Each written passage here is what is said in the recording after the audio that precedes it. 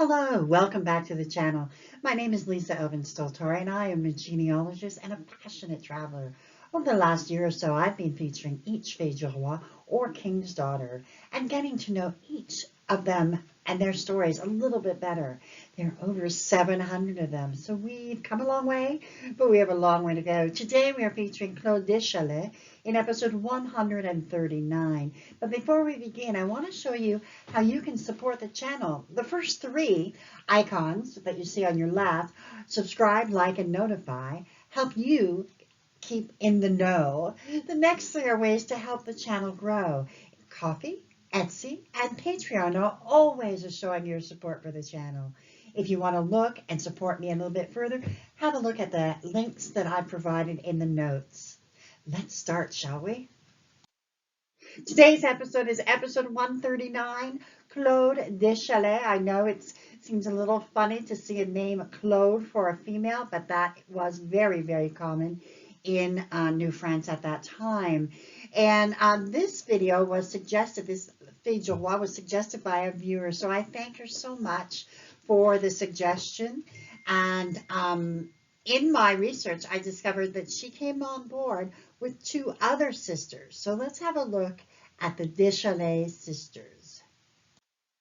So Claude was born about 1651 in a commune called Fontenay-le-Comte in France, and you can see on your screen that it is part of the Pays de la Loire region of France, and it is the department is Vendée, and so the Fontenay-le-Comte is actually found in the ancient province of Poitou, which is now really contained within the Vendée region. This area dates back to the Gauls, and during its history was captured and recaptured by the French and English alike.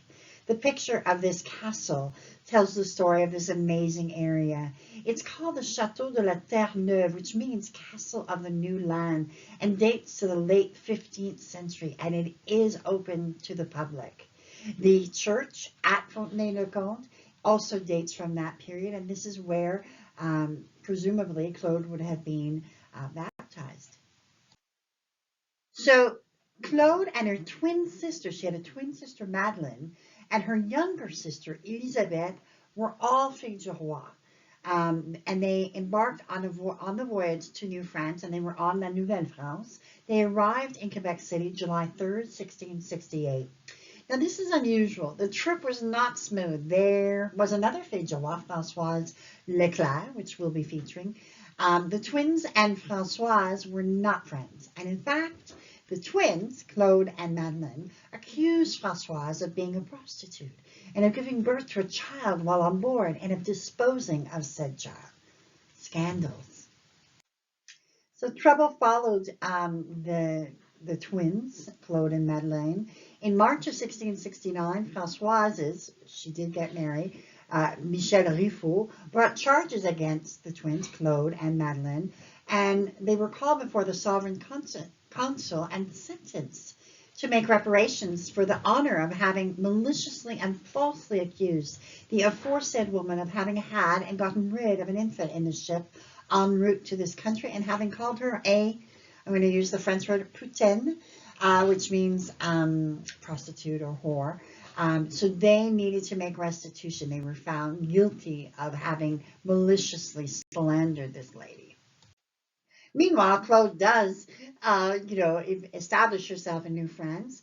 The groom that she selected and who selected her, his name was Simeon Roy d'Audy. He was born in 1637 in Créance in France, but in the region of Normandy. You can see the département is Manche. So you can see where Créance is. It's really along the sea, if you will. His parents were Richard Roy and Pilote Jacquette. The population in 2019 of this place was about a little shy of 3,000 people. And the church at Créance is called Saint Trinity and was established in the 11th century and rebuilt in 1450. During the 18th century, it was again rebuilt. Today, Créance is an area that's known for its farming and its produce, and you can see where it is along the sea line and the shore, if you will. And so you know that he comes from a place near the sea, and that is important to know kind of where your people are. Are they inland? Are they city? Are they on the, do they need that water? It kind of embellishes and helps define sometimes the story that they find themselves in New France. So on September 3rd, 1668, Simeon and Claude were married. He was 38 and she was 17. Now, I know we jumped ahead a little bit in the story, but I wanted to kind of say, okay, this was happening to Madeleine and Claude with the ship and all that they went through. Madeleine, her twin sister, would marry the same day, Jean Giraud. So they would eventually settle for a time at Charlebourg. And Charlebourg, just to give you an idea of it, is a borough of Quebec City now.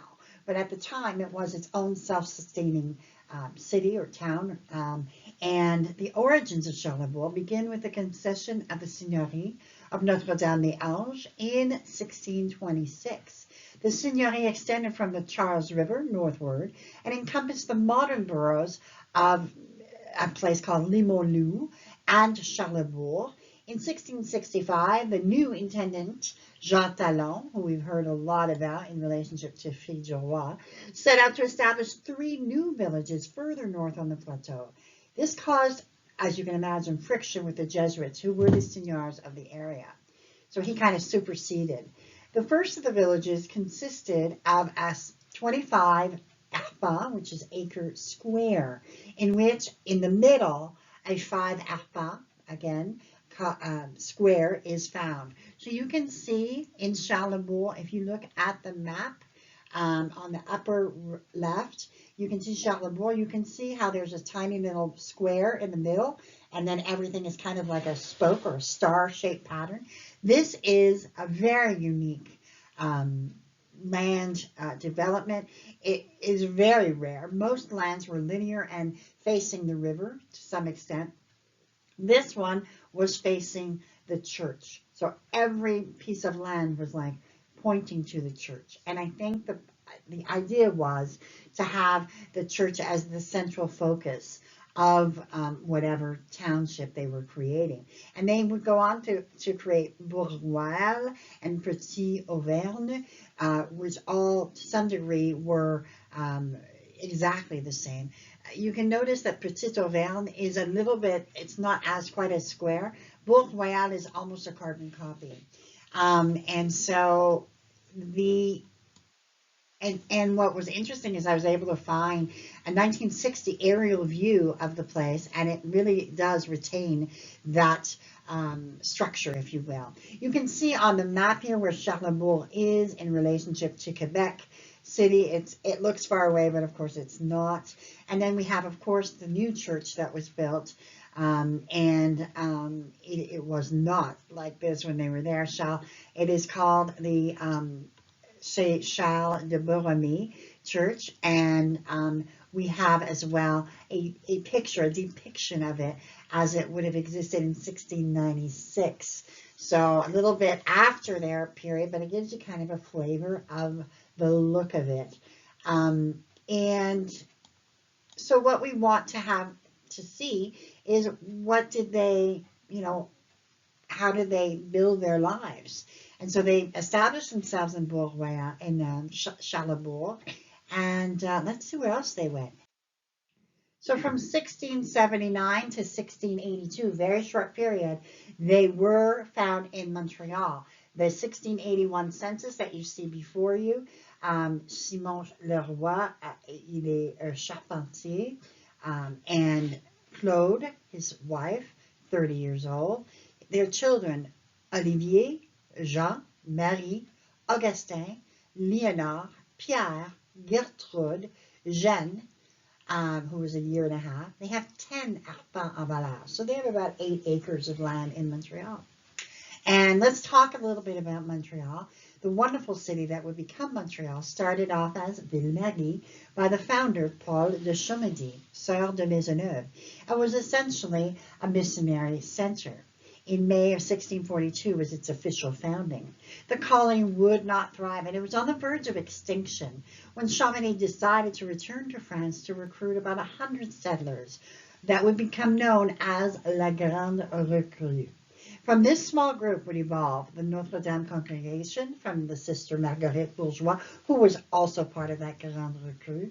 When Montreal was founded, they also had real issues with Iroquois, and they're like stuck on an island, so they're really kind of vulnerable. And just note to self, Quebec City and Three Rivers, who were at that time very, very well established, kind of looked at Montreal as kind of a folly. It's, who would live there?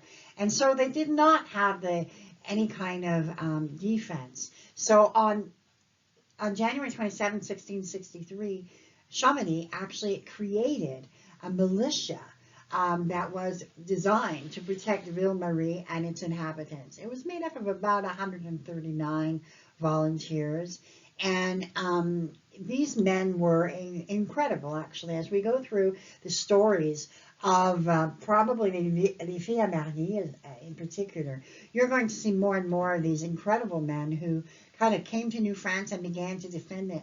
And I often think that the pride that if you're a Montrealer, the pride and kind of the defense of Montreal is kind of inbred in the DNA, because they really did fight to survive at this time. So meanwhile, back at the ranch, Simeon and Claude were living in Montreal for a very short time. And then they did something I have never seen before in any of the 138 stories before. Let's see what they do. They moved to New York. They left the country. They didn't go to France. They went to America, which is very unusual. So sometime in 1682, Claude and Simeon and most of their children would make their way to Albany, New York. You can imagine the voyage and how long it would have taken. The question is why. There are no easy answers. It could have been a way of escaping debt, of seeking new opportunities, of the lure of the Americas. Simeon was in his mid-40s and was still a mover and a shaker. He and Claude were obviously people who were not afraid of adventure. They would eventually settle in Kingston, New York. Kingston had been a very early colony of the Dutch and would eventually pass through ownership between Britain and the Dutch to eventually become Kingston in 1669. And it was named for the second governor of New York colony, and that's where it got its name. So very, very interesting. And this is where they would end their journey. So let's have a look at the family that came with them or didn't, as the case may be. Let's have a look. Her first son, Olivier, did go with them, and he died sometime after 1689 in Ulster, New York. He had been apprenticed to I believe it was a cobbler, and so he was working, and as far as we know, he died without any kind of descendancy. Jean unusually stayed in Quebec and married Thérèse Jobin and had 8 children. And so that was, and they all survived. So that's kind of like the French, rois, if you will. And Auguste, we do not know anything about. Marie-Anne would marry Hugh Frere and had 16 children, all in New York State. Léonard Remy would marry Marie Ursule and have 10 children, all in New York State. Pierre, we do not know anything about. Charlotte Gertrude, we do not know. Jeanne Elizabeth married Denis Rollier and Dennis, and had 9 children. Marie would die in infancy. François, who was born in New York, would marry Celia Damon and have 9 children. He would become a captain in the militia and become an important member of the Poughkeepsie, New York history. Sarah would marry Jan Van Pelt and have 8 children. So what I find so amazing is that we have Jean, who carries on the Roy name in Quebec, but the Roy name is essentially, and it became different names, and I'm going to go over it in a minute. So those of you who have New York Dutch connections, especially in that area, They were not the only ones, by the way. Claude and Simeon were not the only French Canadians. I believe in my research I saw there were 60 or 70 during that time. So it would be interesting to know and to verify some of these trees and how they, how they go back to Quebec. And I suspect DNA will eventually help us out and look at that. But definitely, if you've got any Albany or Kingston, New York, on another side of your tree, or you know someone, they may have some connection to New France. So that's just really, really interesting. Claude would pass away in Kingston, New York, in February of 1708. It appears that she and Simeon were in financial need, as the town paid for her funeral and provided Simeon with shoes and firewood. She's buried in the Old Dutch Cemetery in Kingston. The first governor of New York, George Clinton, is also buried here. I would assume that he would have been buried as well. He would die sometime after 1710, Simeon would. So we believe that they are both buried in this cemetery. I came across some interesting information, and I just wanted to share. These are the kind of name variations. I'm going to start doing this more often, just so you know if you're searching. So searching for Simeon and Claude, you have le roi, roi, Audi, Charret, Desmarais, du roi, and now look at these: l'air, l'airaway, la poterie, which would be French, l'arway, and lurch.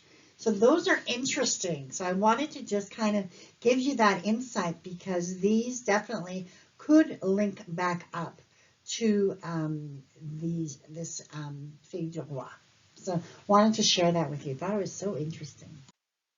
As always, I wanted to share my 6 favorite resources. Number 1 is La Société des Filles du Roi, which is a lineage society that I belong to. I am also the membership chairperson. They have great resources, even if you don't want to join. But if you do join, you get a wonderful certificate and access to the journal and all kinds of good stuff. I would highly recommend that you look into it, at the very least. Number 2 is Quebec Genealogical Society, which I'm also a member of. Fabulous, kind of the newer kid on the block, if you will, but they've got some amazing resources, webinars and the like. Just check it out. It is a paying website. It is every year you have to kind of subscribe. Nos Origines, number 3, is a free website. In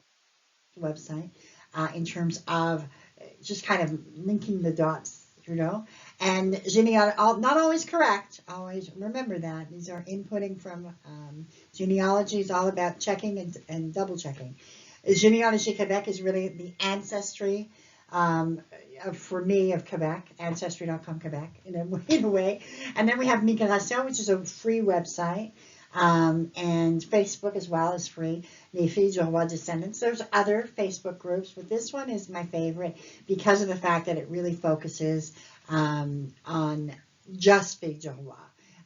So obviously it relates very, very well to what I'm doing in my research. But when I want to use a wider scope, there's Facebook page on Quebec history, on French, ancestors, that sort of thing, and those are fabulous as well. So concludes episode 139. I just was entranced by Claude and her story, and wanted to just explore it as soon as I discovered it. Thank you to the viewer who suggested this, because it really was a phenomenal ride and traveling all over. Now, in terms of descendancies, as of 1729, it said that there was only 30 descendants. That was probably just from that one Jean who stayed on. I believe his name was Jean, and who stayed on in Quebec and got married and that sort of thing. There was no study done of the descendants of this couple in New York. So would love, we go down rabbit holes in genealogy. So I just can't permit myself to explore the number of descendants from New York. But if anyone has information on that, please post and share. Would love to learn more about this amazing couple. I think that they are an exception. They're not the usual kind of couple that you see. They were brave, they were courageous, they kept reinventing themselves. And for that, we are eternally grateful for their contribution and for the fact of all that they went through. So, with that, I bid you adieu and au revoir until I see you on episode 140.